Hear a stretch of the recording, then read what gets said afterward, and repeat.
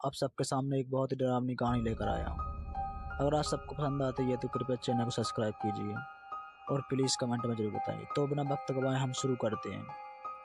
रिया अपनी मम्मी सुमन और पापा विनोद के साथ दिल्ली में रहती थी। वह हर साल अपने मम्मी पापा के साथ गर्मी की छुट्टियों में नानी के पास जाती थी।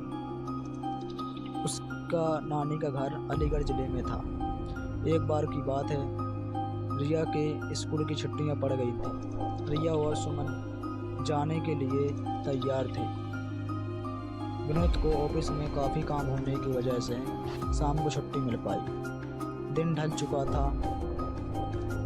सुमन ने कहा, अब रहने दो, अब जाने का समय नहीं है, सुबह होते ही हम अलीगढ़ के लिए निकल जाएंगे। इस पर विनोद ने कहा, हमारे पास खुद की कार है, दिन ढल गया तो क्या हुआ, हमें कौन सा दूसरा वाहन बदलना है। रिया भी जिद करने लगती है, मम्मा अभी चलो ना, मुझे अपनी नानी के घर जाना है। रिया और विनोद के बहुत जिद करने पर सुमन जाने के लिए तैयार हो जाती है, लेकिन अंदर ही अंदर ना जाने क्यों उसका मन घबरा रहा था। अब रात हो चुकी थी और इन लोगों की गाड़ी सड़क पर चलने लग जाती है। रात की वजह से सड़क पर वाहनों का आना जाना कम हो जाता है। विनोद कार चला रहा था, सुमन और रिया पीछे बैठे थे। जिस गांव में उन्हें जाना था वह अलीगढ़ से करीब 20 किलोमीटर आगे था। वह अलीगढ़ पहुंचने वाले थे। आगे का रास्ता कच्चा और सुनसान था, वहां कोई आता जाता नहीं था। गाड़ी अब कच्चे रास्ते पर चलने लगती है। थोड़ी ही दूर चलने पर गाड़ी अचानक रुक गई। रिया ने पापा से कहा, पापा क्या हुआ, गाड़ी को बंद कैसे हो गई। विनोद ने कहा, पता नहीं बेटा, उतर कर देखता हूँ। सुमन ने कहा, जल्दी कीजिए और यहाँ से चलिए, कितना सुनसान रास्ता है, मुझे कुछ ठीक नहीं लग रहा। कार से उतरकर विनोद ने गाड़ी के बोनट को खोलकर देखता है, लेकिन गाड़ी में कोई खराबी नहीं थी। वह कार के अंदर आकर बैठ जाता है और सोचने लगता है।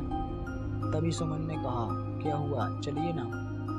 विनोद अभी भी कुछ सोच ही रहा था। फिर सुमन ने कंधे पे हाथ रखकर जोर से हिलाया और कहा, क्या हुआ, क्या सोचने लगे। मैं कह रही हूँ चलिए यहाँ से, मुझे बहुत अजीब सा महसूस हो रहा है। एक तो सुनसान रास्ता, ऊपर से रात, जल्दी चलिए। तब विनोद ने कहा, मैं ये सोच रहा हूँ कि गाड़ी में कोई खराबी नहीं है, फिर गाड़ी रुक क्यों गई। देखिए, क्या पता गाड़ी स्टार्ट हो जाए। तब विनोद ने गाड़ी स्टार्ट करने के लिए चाबी घुमाई और गाड़ी स्टार्ट हो गई।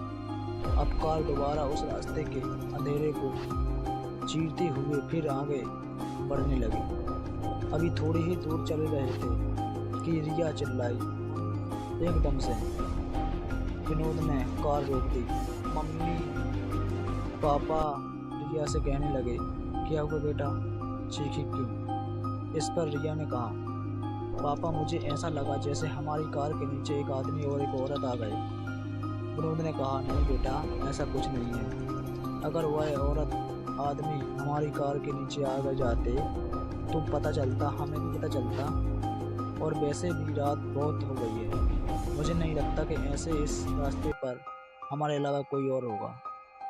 रिया की आंखें डर से फटी हुई थी और वह कह रही थी, नहीं पापा, ट्रस्ट में, मैंने देखा है उन आदमी औरत को। सुमन ने कहा, गाड़ी थोड़ी तेज चलाइए।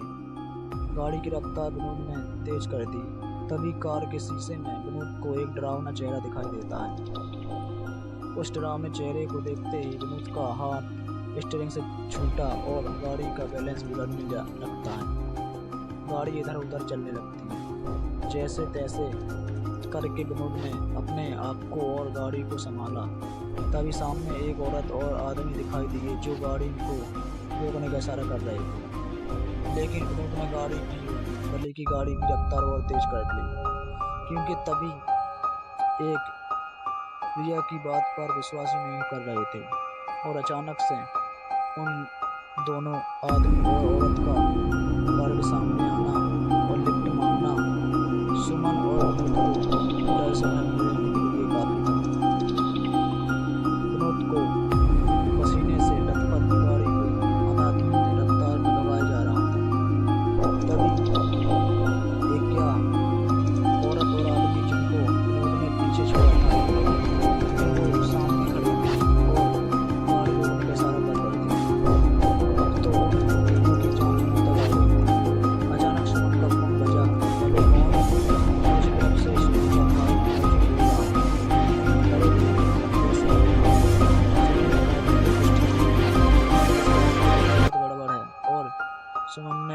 तीनों आदमी औरत के बारे में अर्जुन को बताया।